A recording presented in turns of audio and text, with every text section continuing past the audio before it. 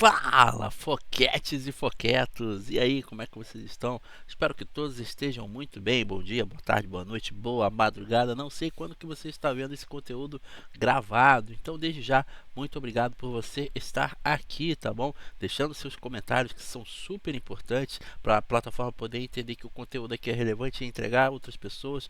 Deixar o seu like, que comprova aí pro conteúdo.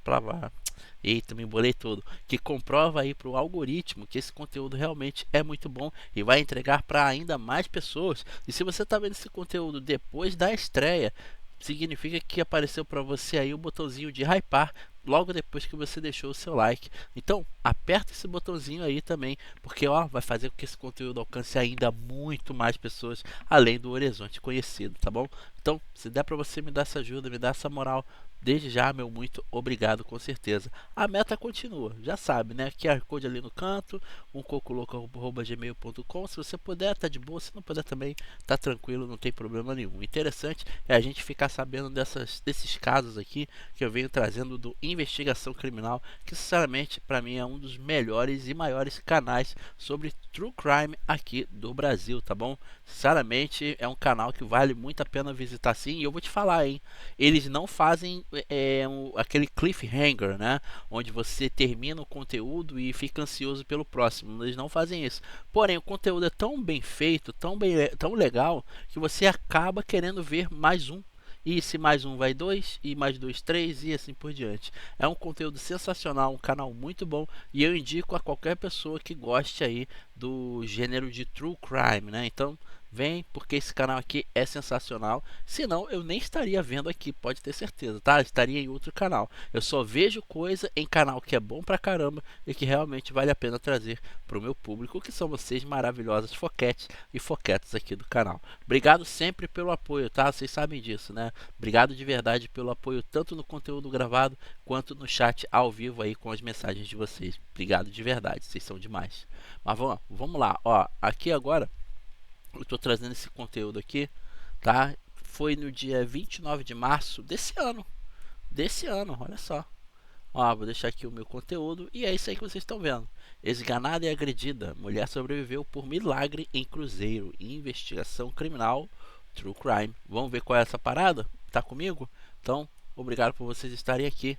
Partiu. Era para ser um momento de descanso e diversão, mas dentro de uma cabine do navio... Vocês teriam coragem de ir para um cruzeiro, mano?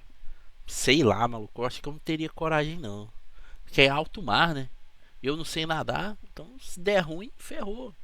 Sei lá, tipo a nível Titanic. Pessoa? Ah, não, mas sei lá, acho que eu não teria coragem de ir pra cruzeiro, não, mano. É outra. É uma vibe que eu não tenho. Não, sei lá. Vocês têm essa vibe, essa vontade de um dia ir pra um cruzeiro, fazer um cruzeiro do Rio, sei lá, de repente até. Não sei. Sei lá, um local costeiro aí, sabe? São Paulo. São Paulo é muito próximo, né? Mas enfim, sabe? Alguma ilha de repente. Sei lá. Vocês têm vontade de fazer uma parada dessa? Eu não tenho, não. Não tenho, não. Mas eu tenho curiosidade e vontade de andar de avião. Isso aí eu acho interessante. Pô, ver tudo lá embaixo, pequenininho. As nuvens assim passando. Pô, maneiro.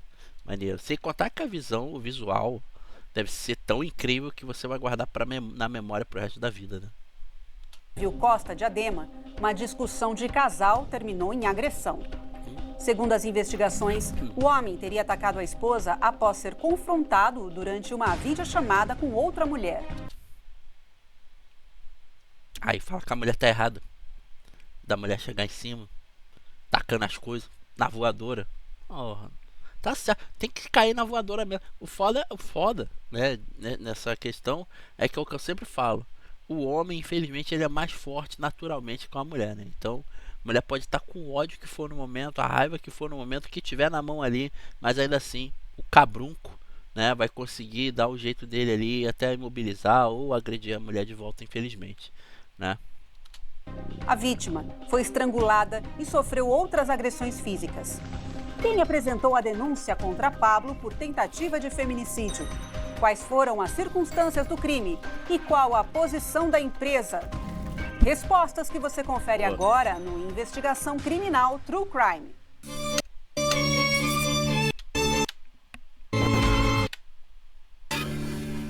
True Crime. Olá, seja bem-vindo a mais gosto um dela. Investigação Criminal True Mariana Crime. Manetta. Eu sou a Mariana Manetta e aqui nos estúdios, para falar sobre o caso de hoje, eu tenho aqui a doutora Clara Duarte, doutoranda e especialista em crimes contra a mulher e tribunal do júri. Muito obrigada pela sua participação. Caraca. Eu que agradeço o convite, é uma honra estar aqui hoje. Pois é, doutora, hoje a gente vai falar sobre um caso que aconteceu dia 6, 7, né, as primeiras agressões dia 6, mas o caso mesmo dia 7 de dezembro de 2025. Caraca, foi em 2025 então, o vídeo que foi lançado há pouco tempo.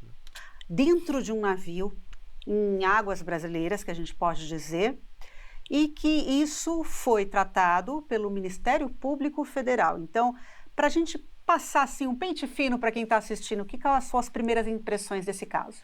Bom, vamos começar até um pouquinho do final, porque ao mesmo tempo é o início da situação processualmente falando. A gente tem uma denúncia feita pela Justiça Estadual de Santos no Tribunal do Júri da Vara, mas posteriormente uma segunda denúncia pelo Ministério Público Federal, atraindo a competência da Justiça Federal, porque o caminho tradicional seria a declaração da incompetência do juiz de Santos e que fosse feita a remessa para a Justiça Federal, mas nesse caso a gente teve duas denúncias praticamente concomitantes em datas muito próximas. O caso que vai seguir é o do Ministério Público Federal, por ser um crime, sem dúvidas, de competência da Justiça Federal, por ter sido cometido em uma embarcação em águas, por mais que sejam brasileiras, são consideradas da Justiça Federal.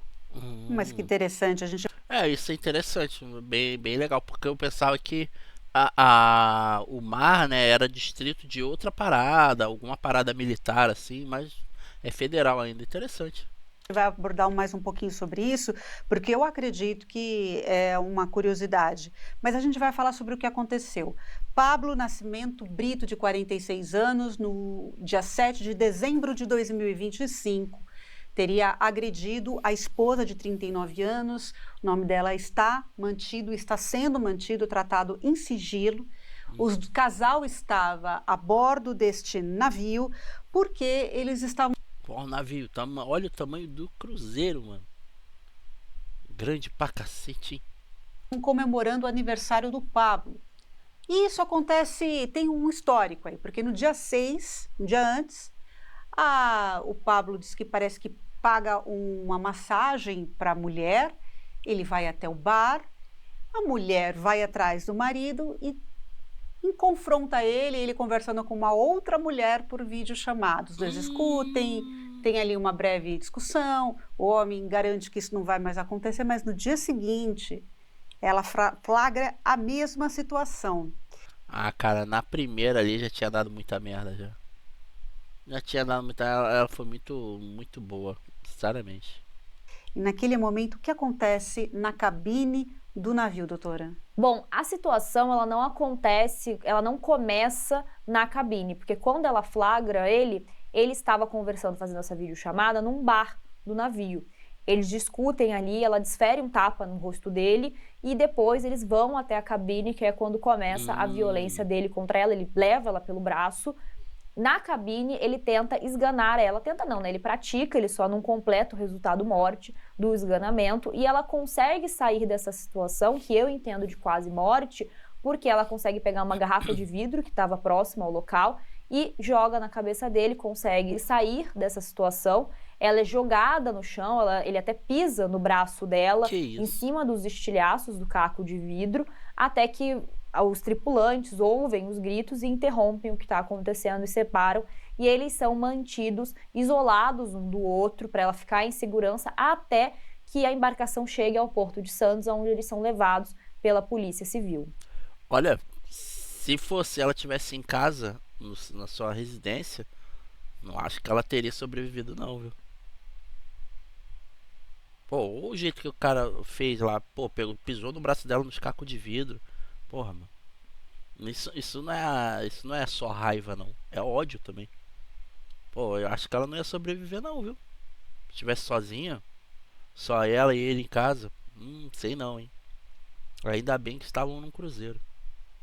Exatamente, é no dia 8 de dezembro de 2025, quando eles desembarcam no Porto de Santos, que, aliás, aí está a recepção, imagens do Porto de Santos, maior porto da América Latina, e é onde isso é passado tanto pela polícia, que, mesmo que a senhora disse, a Polícia Civil, aí para frente do Ministério Público, e todo esse processo eu gostaria que a senhora explicasse. A gente está em águas brasileiras, isso acontece ali em Santa Catarina, nessa agressão acontece em Santa Catarina, só que, bom, eles têm a briga, são contidos, ela fica machucada, eles são separados, até que eles conseguem chegar, né, até o Porto de Santos. Eu imagino que ficou passando 1 trilhão de coisas na cabeça dele para tentar dar um jeito de chegar até ela. Entendeu? Para tentar reverter a situação. Ah, me desculpa, com aquelas coisas, né? Que esse safado faz. Ah, me desculpa, eu perdi a cabeça, eu tô errado, você tá certo, blá blá blá blá blá blá. Aí depois. Ah, ainda bem que separaram o casal. Ainda bem, ainda bem. Por que o Ministério Público Federal abriu uma denúncia? Por que é dessa competência? Até 33 quilômetros da costa brasileira em águas marítimas ainda é considerado águas nacionais, não são águas internacionais, como se tivesse ocorrido no meio do Atlântico. Aqui é um território brasileiro, porém, por ter sido cometido a bordo de uma embarcação que não estava atracada no porto, aí é da Justiça Federal. Mesma coisa aconteceria se fosse, por exemplo, cometido a bordo de um avião. Sim. Ah, curioso. Seria a mesma coisa, Seria doutora? a mesma situação, seria da competência da Justiça Federal. Que legal. Certo. Bom, vamos voltar então Quem sabe, sabe, né? no momento onde tudo aconteceu, infelizmente. Ele estava com o filho dele, pequeno. Tanto a imagem Criança da mulher ainda. quanto do filho estão sendo preservadas, isso é muito importante, né? Porque antigamente isso era muito mais sensacionalizado, mas hoje é mais preservado. E, bom, o pequeno, ele presencia isso, os dois são separados, mas no momento que ele está estrangulando, eu posso dizer isso? E por que eu não posso dizer isso? E outra coisa, doutora, ela corria perigo de morte? Eu acho que sim. Bom, o estrangulamento ele tem uma diferença para o esganamento. O estrangulamento, ambos são a obstrução das vias aéreas. Porém, o estrangulamento é quando você usa um objeto, por exemplo, um laço, uma corda. Nesse caso, seria um estrangulamento. O esganamento com a mão. esganamento é quando o agressor usa as próprias mãos. No meu entendimento, sem dúvidas nenhuma, ela corria um risco de morte. Porque não me parece que uma pessoa teria só o intuito de lesionar a outra esganando-a. Mas sim, me parece que ele queria, sim, ceifar a vida dela. Descontrolou, Qual é a né? possibilidade da linha de defesa neste ponto?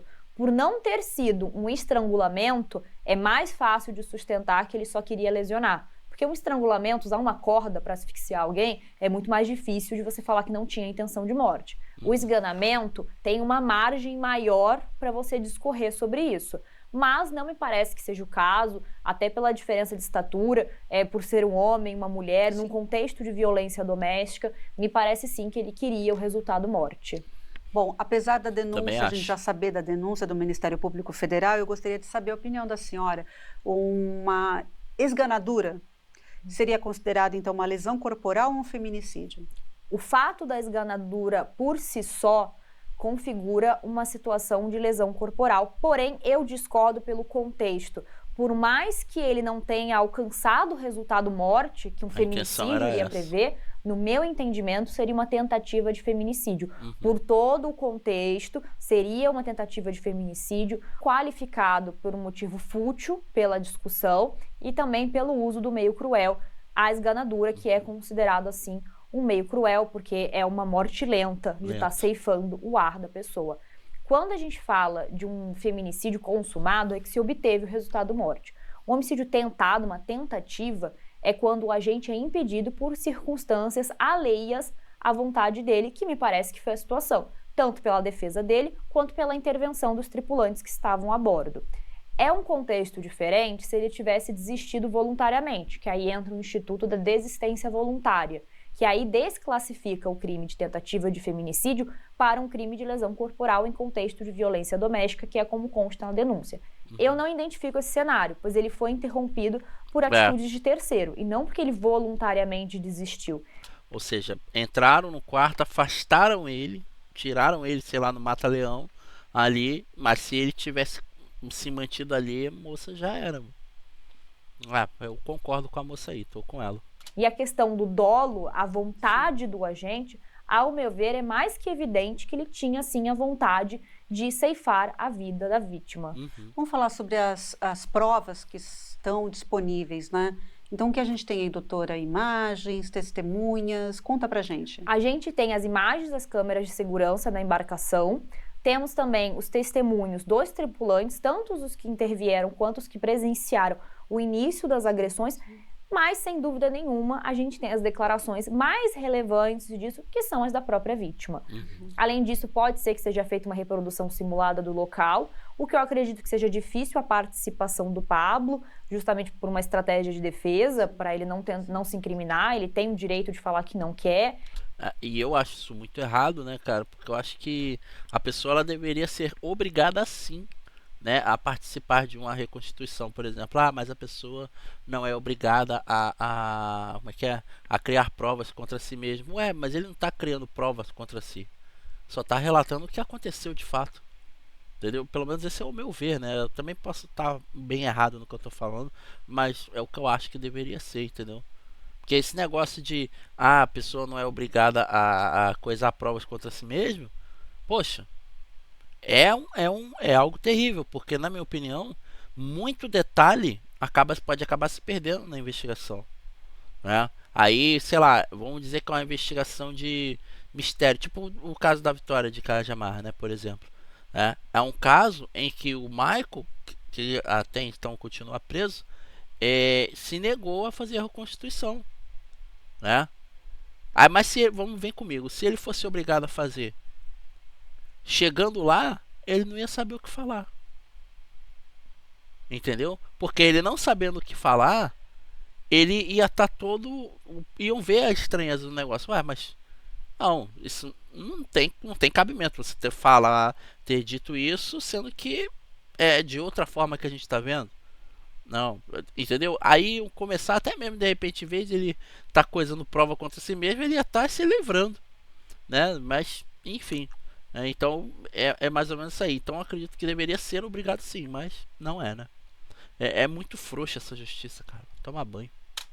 E a polícia fazer a reconstituição Sem mesmo sem ele, mas é lógico que dificulta um pouco a dinâmica, sem dúvida nenhuma. Não sei se a polícia vai fazer esse requerimento para que seja feita a reprodução simulada. Mas o laudo do local, as imagens que mostram ali, e sem dúvidas, mais uma vez reforçando as declarações da vítima, que as cortes superiores já reconhecem que contextos de violência doméstica são extremamente relevantes e têm um valor probatório muito significativo. Bom, o fato de ter acontecido depois de uma discussão pode influenciar na tipificação ou na pena? Não na tipificação no sentido de tentativa, consumado, lesão corporal, mas sim nas qualificadoras, a tipificação das qualificadoras, que seria o motivo fútil, muito provavelmente. Você também pode ter alguns aumentos de pena na dosimetria, que é quando você estabelece a pena base, condenou, independente de qual seja o crime. Na primeira fase, vai ver a circunstância do crime, várias questões, a conduta do agente. Aí, nesse sentido, o juiz pode sim aumentar um pouco a pena dele pelo contexto. Embora, mesmo que continue com uma lesão corporal no contexto de violência doméstica, e aí a gente não esteja necessariamente a qualificadora do motivo fútil, mas a gente também pode pensar na dosimetria da pena ser mais elevada por conta dessas circunstâncias. E o tipo de violência, esse tipo de violência em específico, é considerado um alto risco para uma reincidência? Claro, sem dúvida nenhuma. A gente não tem notícia se ela pediu ou não uma medida protetiva ainda, porém, raros são os casos em que acontece uma vez e o agressor não continua reincidindo, justamente pela sensação do poder, pela sensação da impunidade. Não sei se há registro, se ele já tinha cometido violências domésticas anteriormente a esse fato. Não sei se vocês concordam, mas uma pessoa que faz a primeira vez, ela vai sempre fazer de novo. Independente do que seja, traição, agressão, ela sempre vai fazer de novo, né? E tem os clássicos, né? Não é clássico, para se dizer, mas enfim, tem os mais conhecidos, né? Que são aqueles que batem, fazem isso e aquilo e depois vem com presentinho, vem com desculpa, ramalhete de flores, né, um buquê de flores, vem com chocolate, isso aqui, para convencer a pessoa, né, a vítima, infelizmente, de que ele reconheceu que estava errado, que blá blá blá blá blá. Não dá 2, 3 dias, faz tudo de novo, né?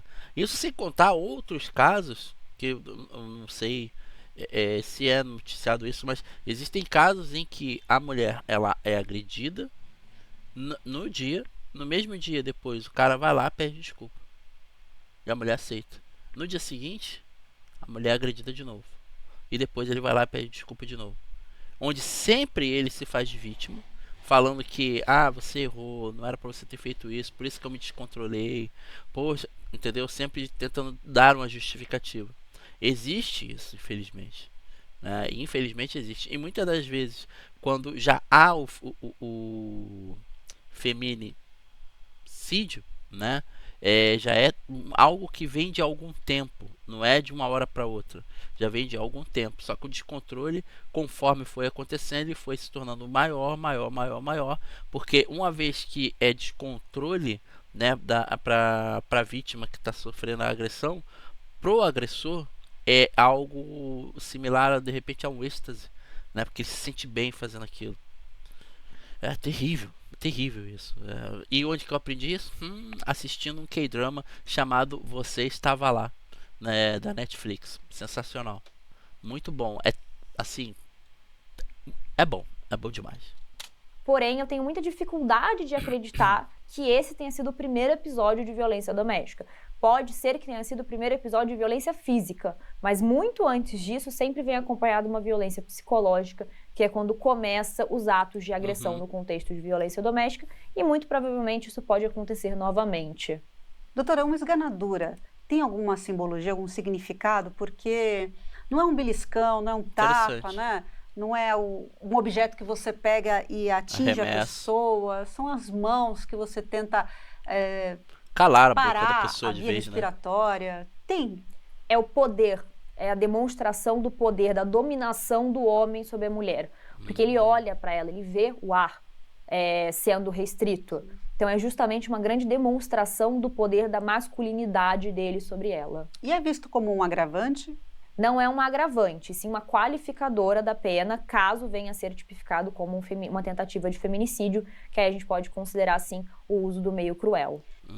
Doutora, nesse caso aqui, eles desembarcaram no próximo porto, né? Isso aconteceu em Santa Catarina, então eles viajaram até o Porto de Santos, cerca de um dia. Mas, se fosse necessária a presença de uma polícia, né? Como que isso ia acontecer? E a tripulação recebe um treinamento para que possa lidar com essa situação, uma situação que é atípica, né? Em partes. Não teria uma polícia viajando dentro da embarcação, porque aí seria uma polícia federal e aqui é uma embarcação privada, então não teria um policial dentro do navio. Também não vejo a possibilidade de vir uma embarcação, de uma polícia parar o navio. Seria necessário sim que eles desembarcassem no porto mais próximo, que foi o Porto de Santos.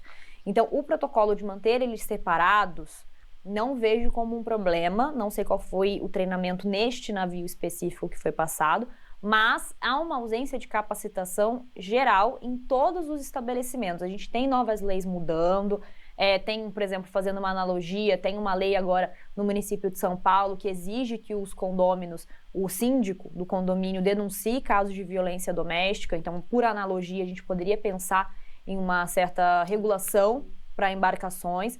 Há um treinamento geral em qualquer caso de violência. Eu não tenho conhecimento se há um treinamento específico para violência doméstica, porque nesse caso seria um protocolo de violência como se fosse dois vizinhos de cabine tendo uma questão. Agora, deveria existir um protocolo antes.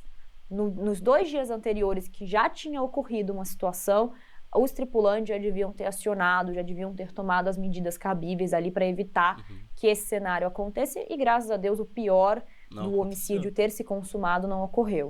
Ou poderia, de repente, mas eu acho que teria que ver negócio de lei e tal, né?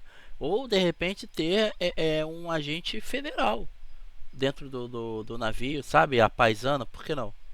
Né? Não sei se é possível algo assim, né? Mas se eu não me engano, mas acho que é nos Estados Unidos, que existem agentes federais que voam nos ônibus espaciais, só, nos aviões, né, para garantir a garantir que a paz, né, se mantenha dentro do avião. E isso, se eu não me engano, rolou depois do terrível 7 de setembro, né? Até antes disso, se eu não me engano, não existia isso, né? Essa coisa de ter agentes federais ali no avião para proteger os tripulantes e tal, enfim, né? Poderia rolar uma parada assim, né? Tipo, deixar o cara se identifica, obviamente, mas não ninguém saberia, somente o capitão ou algumas pessoas que trabalham ali, né? Já seria uma pessoa que estaria sempre viajando ali e tal, seria um trabalho até interessante, sabe? Agente federal de cruzeiros, olha só. Não sei se existe no Brasil isso, mas poderia, porque se existisse, isso aí na hora, meu irmão, na hora ia ser coisado. Por exemplo, se eles seriam separados e tal, e na hora já ia começar a tomar o depoimento, porque com o passar do tempo, os depoimentos também podem ser modificados, né? E isso pode ser um problema, né, para a pessoa que sofreu a agressão, porque o agressor, por exemplo, ele pode contar uma história para as pessoas em que ele seria vítima, por exemplo. Então essas pessoas elas podem acabar sendo manipuladas, né? E isso com certeza é um problema. Existe responsabilidade por parte da empresa do navio, por exemplo, ou não? Eu acho que Eu não. acredito que poderia haver uma aplicação por analogia da mesma lei, por exemplo, que tem a lei municipal, que prevê que os síndicos têm que reportar à polícia quando é um caso de violência doméstica. A gente poderia pensar uma situação como essa. A gente tem alguns treinamentos que são feitos em bares, em casas noturnas, para evitar esses tipos de violência. Então, sim, poderiam ser aplicados por analogia em situações semelhantes, mas não há uma lei que preveja exatamente pelo Código do Consumidor algo nesse cenário. Por mais que seja dever deles preservar a segurança, algo específico de violência doméstica não há. Bom, vamos supor que a gente não tem mais dados sobre esse inquérito. A única coisa que nós temos é a denúncia do Ministério Público Federal e Dr. Tiago Lacerda Nobre, que é o procurador, o autor dessa denúncia, que infelizmente não pôde dar entrevista para a gente. Nós entramos em contato com a assessoria do Ministério Público Federal aqui de São Paulo, mas eles responderam com essa denúncia, que ali estaria sim todas as informações necessárias, né?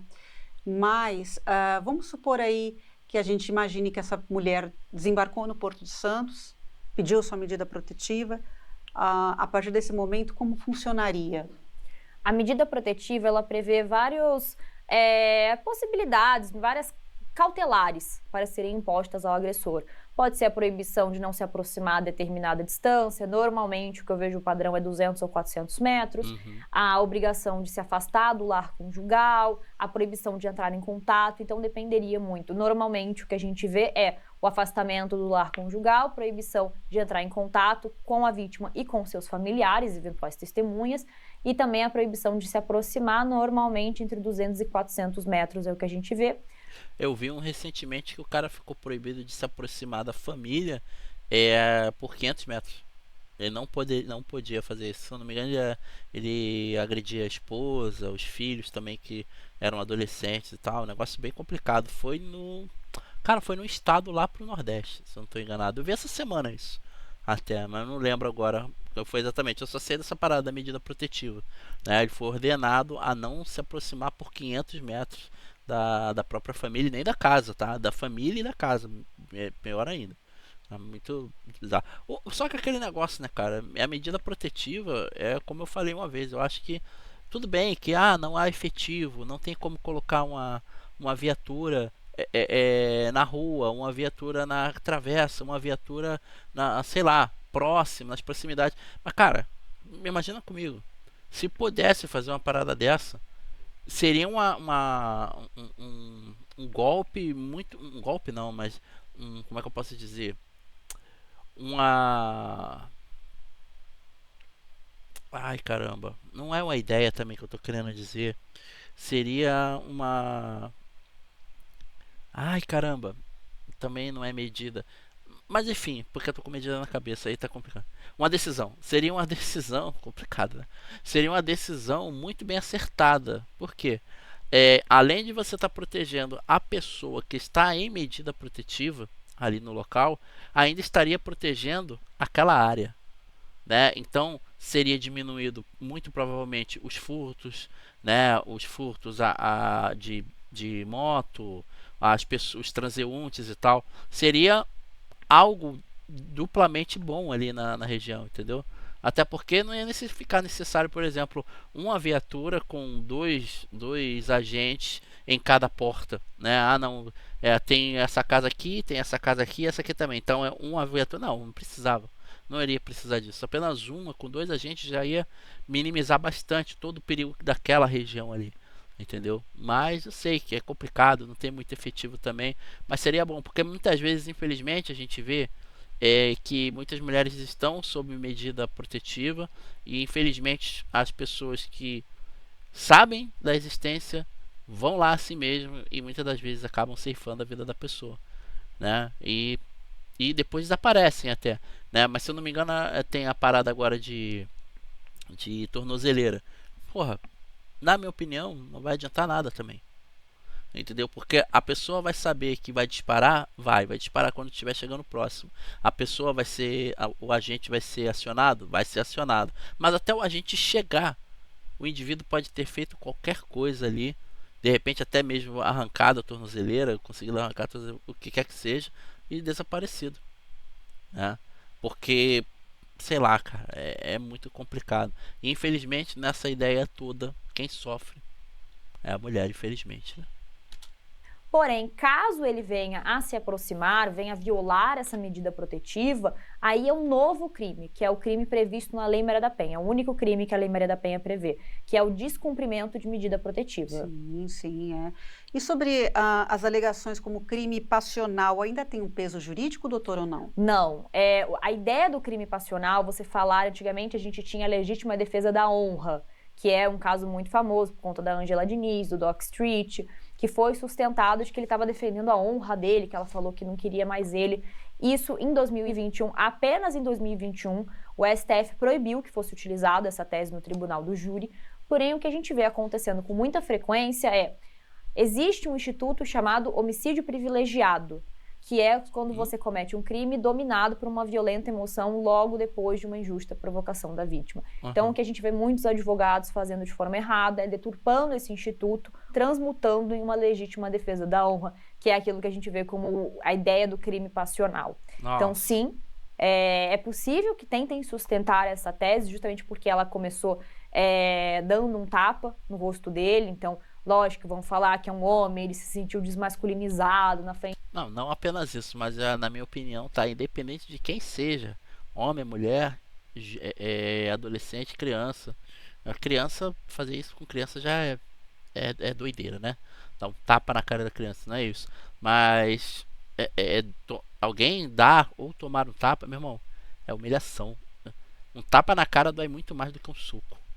Porque você humilha a pessoa com tapa. Tá foda. De outras pessoas e perdeu a cabeça. Essa é uma tese que eu acredito que muito provavelmente vai vir por aí.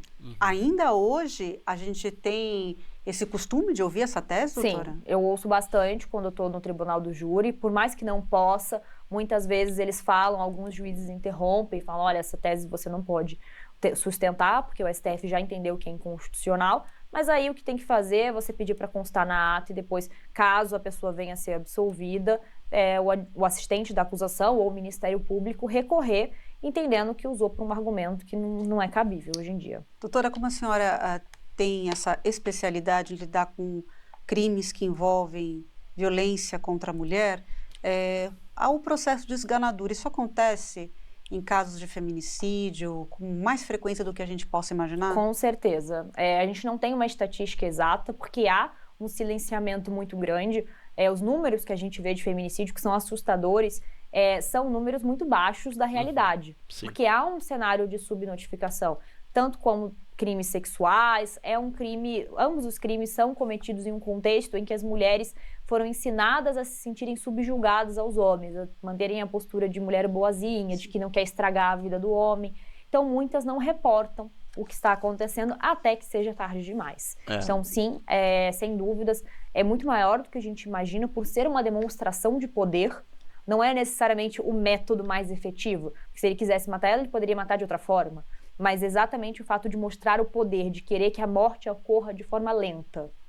Bom, a senhora já tinha comentado sobre a esganadura, que isso pode caracterizar aí, no momento que a defesa for construir a narrativa deles, mas existe alguma estratégia que realmente possa descaracterizar essa gravidade dessa agressão? Porque ela quase morreu. Sim.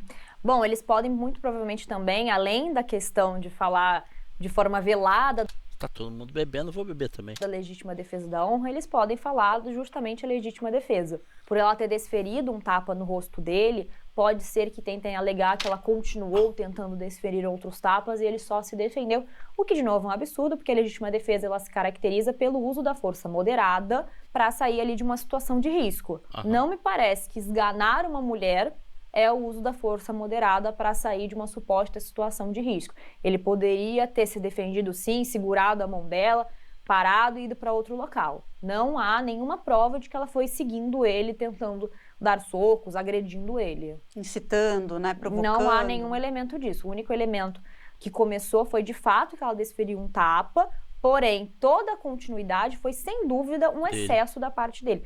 Eu não acredito nem que a gente pode falar em excesso de legítima defesa, porque eu não vejo um início de uma legítima defesa. Um excesso de legítima defesa seria, na hora que ele foi segurar a mão dela, quebrar o pulso. A gente pode falar que é um excesso de legítima máximo, defesa. eu acho. Agora, a situação de esganadura, não. Me parece, Não, sem isso dúvidas, que é uma tentativa de feminicídio. Sim, O fato disso ter acontecido dentro do navio, dentro do Costa Diadema, dificulta a responsabilização ou pode acabar beneficiando esse homem?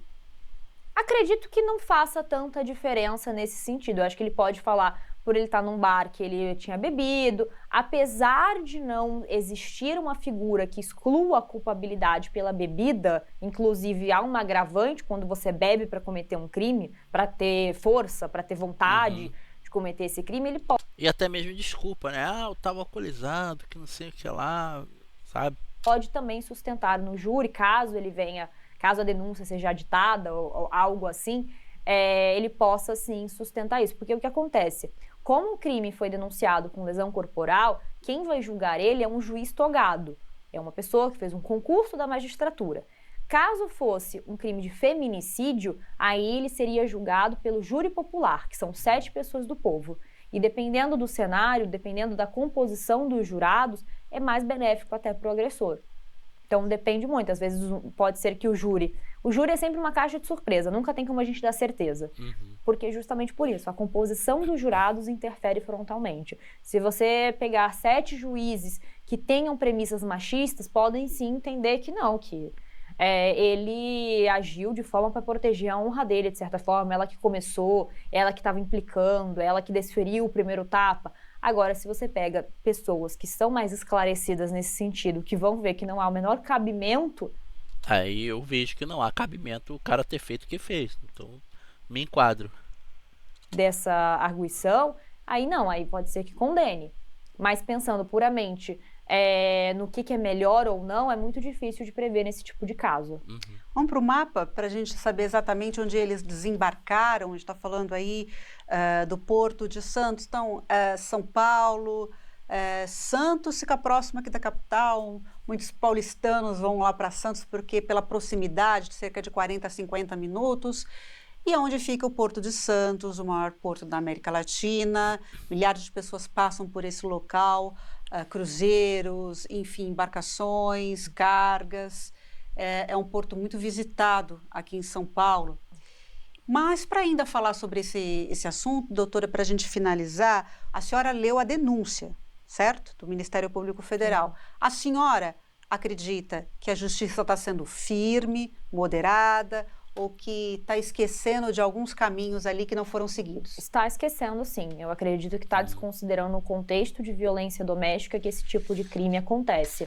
Não me parece crível acreditar que ele não tinha o dolo, porque, veja, um homicídio tentado, no caso um feminicídio tentado, e uma lesão corporal consumada são institutos muito nebulosos entre um ou outro, porque até onde ele queria só lesionar? Me parece que se a justiça está sendo, sim, conivente com um cenário de violência doméstica, porque no final pode ser que as penas não sejam tão distantes uma da outra, pode ser. porque um crime tentado tem uma diminuição de pena de 1 a 2 terços. Já uma lesão corporal dolosa, ela tem uma pena maior, a depender das circunstâncias de como ela ficar. Porque, por exemplo, pode ser uma lesão corporal grave ou gravíssima. Isso vai depender do laudo médico, não tem como a gente prever essa diferença de pena.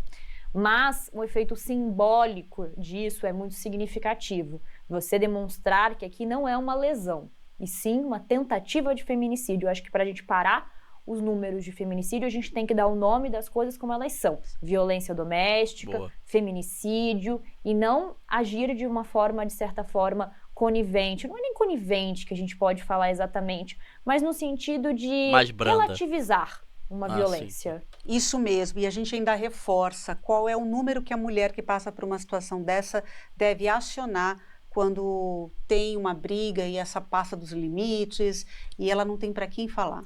Disque 180. As pessoas que estão acompanhadas de advogados às vezes querem ligar diretamente para o advogado. Não faça isso. O primeiro contato é sempre a polícia militar. E o número 180, ele aciona diretamente a uma polícia especializada em crimes contra a mulher. Pelo menos aqui em São Paulo. Mas, além disso, caso você já tenha uma medida protetiva, a vítima, ela pode acionar o botão de pânico, que é algo muito efetivo. Porque quando você tem uma medida protetiva, você cadastra os seus dados e os dados do agressor. Então, no momento em que é acionado esse botão de pânico, a polícia militar já tem as informações. Porque, normalmente, a polícia vai chegar até identificar quem é o autor, quem é a vítima, o que aconteceu, qual é o endereço. Isso leva tempo. O botão de pânico é um aplicativo do celular que você aciona e isso já emite um alerta para a polícia e para as viaturas que estiverem na redondeza. Então, é um elemento essencial para a segurança das mulheres. Legal. Então, violência contra a mulher é uma coisa fiscalizada na terra, no mar e no ar também. A gente tem as falhas, a gente tem muitas críticas, mas existem mecanismos. A questão é fiscalizar a aplicação desses mecanismos. De forma Perfeito. correta, né? E com isso a gente encerra e agradece a senhora. Doutora, muito obrigada. Doutora Clara Duarte, obrigada pela sua participação. Aí a gente aproveita para falar suas redes sociais, @adv.claraduarte. Muito obrigada. Obrigada a você também que acompanhou mais um Investigação Criminal True Crime. Acesse as nossas redes sociais e aproveito aqui para falar sobre o News UC, que é o nosso canal de jornalismo investigativo. Por fim, estarão aparecendo na sua tela os procurados pela Interpol. Se você tiver alguma informação, entre em contato com as autoridades. Muito obrigada e até a próxima. Cara, muito legal, mano. Muito legal. O que tem aqui nesse pedacinho? Que isso? Ah, sim, procurados pela Interpol.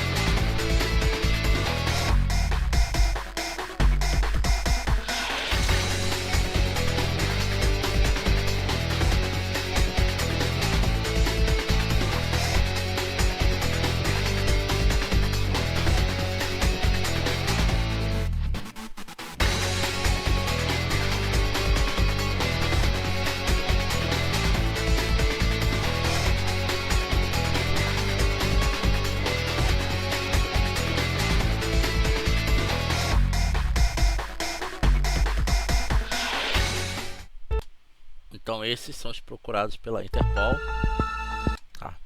Pela Interpol. Então vocês viram aí, se souber, alguém vê alguma coisa, Já sabe, né? Usa o telefone aí que eles passaram. Bom, eu trouxe esse conteúdo que eu achei interessante, achei legal trazer, né? E ainda bem que a moça deu sorte, né? Foi o que eu falei, ela deu sorte que se ela tivesse em casa sozinha, eu acho que o negócio seria outro, viu? A parada seria outra, seria um outro tipo de narrativa que a gente teria visto, né? Mas ainda bem que estava ali, pessoas apareceram e ajudaram ela a impedir que o pior acontecesse, né? E o pior de tudo, tava com criança ainda, né, cara?